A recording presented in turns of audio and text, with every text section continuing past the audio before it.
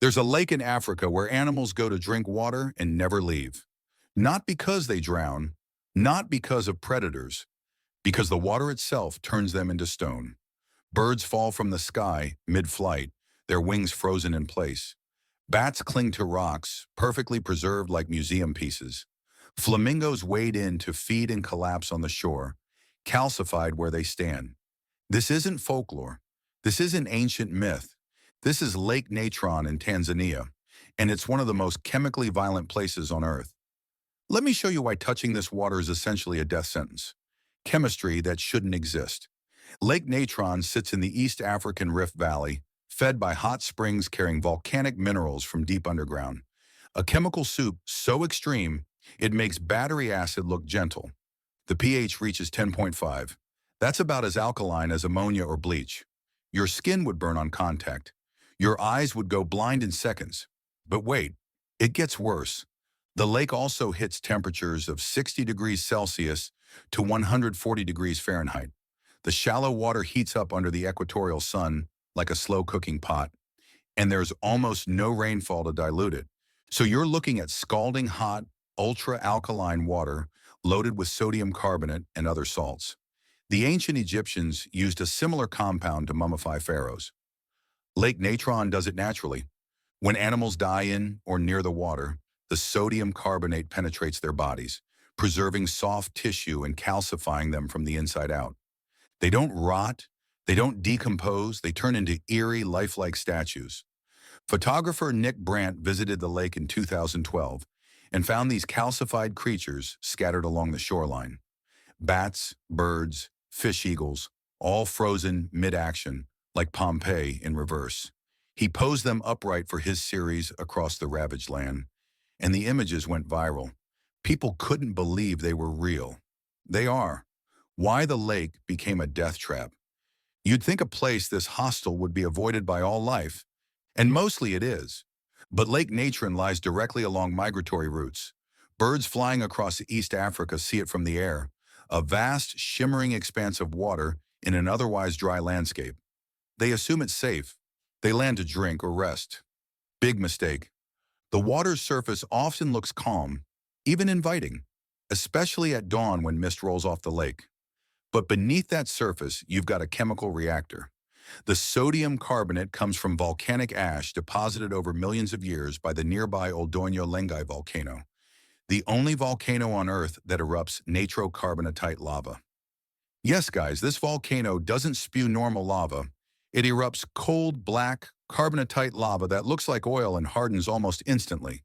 When it rains, these minerals wash into the lake, concentrating over time into the deadly brew we see today.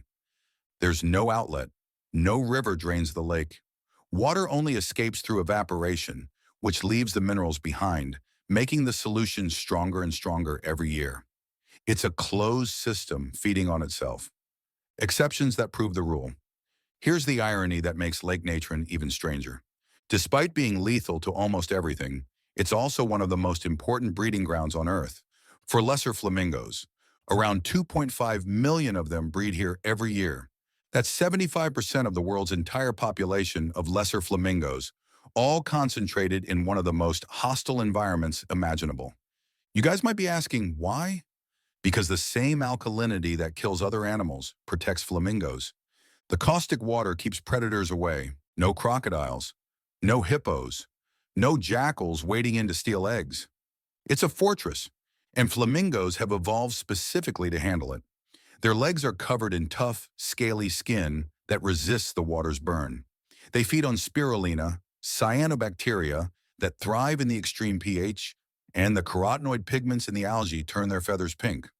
The lake is both deadly and life-giving, depending on what you are. There's also a species of tilapia, Alcalapia alcalica, that lives in the hot springs feeding the lake. It's one of the only fish on Earth that can survive in water that alkaline. Scientists study it to understand extremophile evolution, how life adapts to conditions that should be impossible. But for everything else, the lake is a graveyard. Explorers who underestimated it. Local Maasai people have known about Lake Natron's dangers for centuries. They call it the Lake of Fire and mostly avoid it except during dry seasons when cattle are desperate for water. Even then, they only let animals drink from specific freshwater inlets. But outsiders? They've learned the hard way.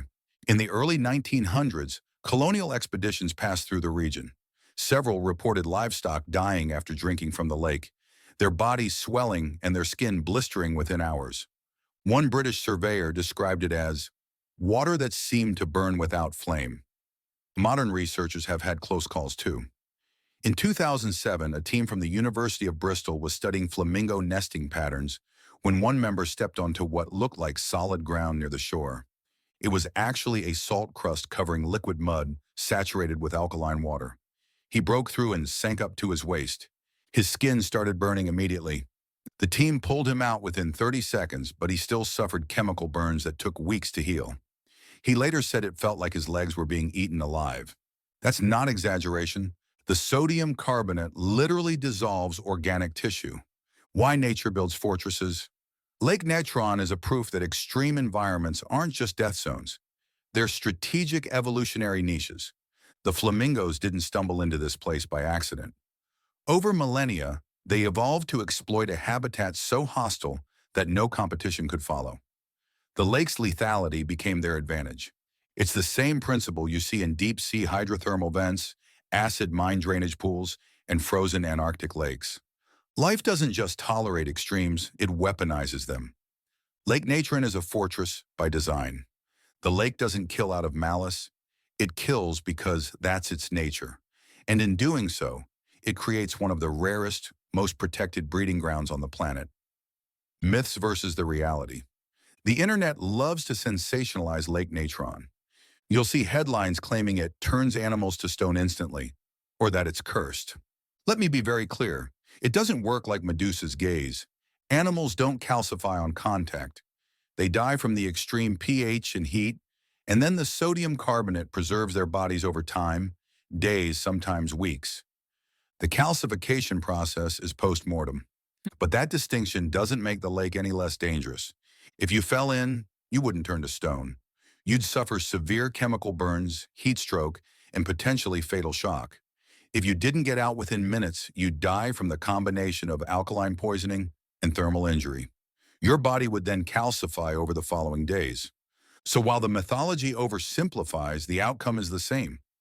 Touch the water, and you're in serious danger. Why this lake still matters. Lake Natron sits in a precarious position. It's protected as a Ramsar wetland, a designation for internationally important ecosystems, but it's under threat. In 2006, the Tanzanian government considered building a soda ash plant on the lake's shore. Soda ash is sodium carbonate, the same chemical that makes the lake deadly, and it's used in glass production, detergents, and industrial processes. Environmentalists fought back hard. If the plant were built, it would require pumping millions of liters of water out of the lake annually, altering salinity levels and destroying flamingo nesting grounds. After years of pushback, the project was shelved in 2008, but the threat hasn't disappeared. With global demand for soda ash rising and the lake literally full of the stuff, the economic pressure remains. Ironically, humans want to exploit the very thing that makes Lake Natron unique. If we destroy the chemistry that makes it lethal, we also destroy the ecosystem it protects. Final thoughts. Lake Natron is a paradox. It kills almost everything that touches it, yet it sustains one of the largest flamingo populations on Earth. It's beautiful from a distance, vivid reds and pinks reflecting off its surface. But up close, it's a chemical nightmare. It's a place where death and life exist in the same water, separated only by evolution and adaptation. And I think maybe that's the real lesson here. Nature doesn't build places like this to be cruel. It builds them to be selective. The lake isn't evil, it's just extremely good at keeping out anything that doesn't belong. And for the species that do belong, the flamingos, the tilapia, the spirulina, it's not a death trap, it's home. The rest of us, we're just visitors. And if we're smart, we won't touch the water. Now I want to hear from you. If you had to choose, would you rather swim in Lake Natron for 10 seconds or spend a night camping on its shore? Be honest. Drop your answer below. If you want more videos like this, Hit that subscribe button because I've got way more mysteries like this coming your way. And check out the next video right here.